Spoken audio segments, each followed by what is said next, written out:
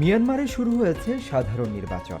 ২০২১ সালে অভ্যুত্থানের মাধ্যমে ক্ষমতা দখলের পর এটি জান্তা সরকারের অধীনে প্রথম সাধারণ নির্বাচন।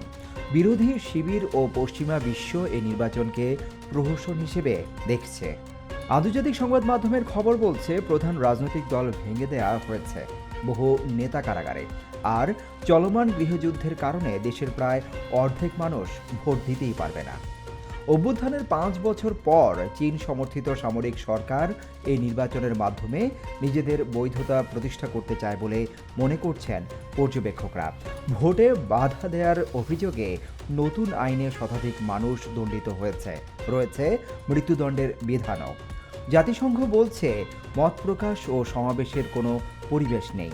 সহিংসতা, বাস্তুচ্যুতি ও মানবিক সংকটের মধ্যে নির্বাচন আয়োজন বড় চ্যালেঞ্জ।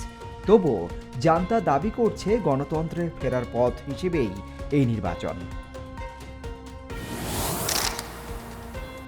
তাইওয়ানের উত্তর পূর্ব উপকূলের ইলান শহর থেকে প্রায় ৩২ কিলোমিটার দূরে সাগরে আঘাত হেনেছে ৬.৬ মাত্রার শক্তিশালী ভূমিকম্প। দেশটির আবহাওয়া প্রশাসন জানায়, ভূত্বকের ৭৩ কিলোমিটার গভীরে উৎপত্তি হওয়া এই কম্পন পুরো তাইওয়ান জুড়ে অনুভূত হয়েছে। কেঁপে উঠেছে রাজধানী তাইপের ভবনও। তাৎক্ষণিকভাবে বড় ধরনের ক্ষয়ক্ষতির খবর পাওয়া যায়নি, তবে কোথাও গ্যাস ও পানির লাইন ক্ষতিগ্রস্ত হয়েছে। কিছু ভবনও সামান্য ক্ষতি হয়েছে। ইলানে প্রায় ৩,০০০ বাড়ি কিছু সময় বিদ্যুৎবিহীন ছিল। তাইওয়ানের প্রেসিডেন্ট লাই চিং পরিস্থিতি নিয়ন্ত্রণে রয়েছে জানিয়ে আফটার শকের আশঙ্কায় সবাইকে সতর্ক থাকতে বলেছেন।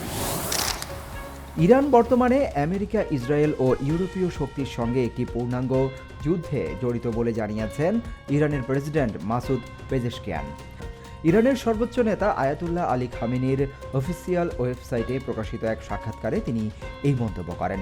সাক্ষাৎকারে তিনি দাবি করেন, এই সংঘাত ১৯৮০ থেকে ৮৮ সালের ইরান ইরাক যুদ্ধের চেয়েও বেশি জটিল ও ভয়াবহ। পেজেশকিয়ানের মতে, পশ্চিমা শক্তিগুলো চায় না ইরান আত্মনির্ভরশীল হোক। নিষেধাজ্ঞা ও সাম্প্রতিক হামলার পরও ইরানের সামরিক শক্তি আগের চেয়ে বেড়েছে বলে জানান তিনি। মার্কিন প্রেসিডেন্ট ডোনাল্ড ট্রাম্পের সঙ্গে ইসরায়েলের প্রধানমন্ত্রী বেনিয়ামিন নেতানিয়াহুর সোমবারের বৈঠক সামনে রেখে এই মন্তব্য করেন পেজেশকিয়ান। গত জুনে ইরান ইসরায়েলের ১২ দিনের যুদ্ধে শতাধিক মানুষ হতাহত হয়। Desk report, hello Bangladesh, Dhaka.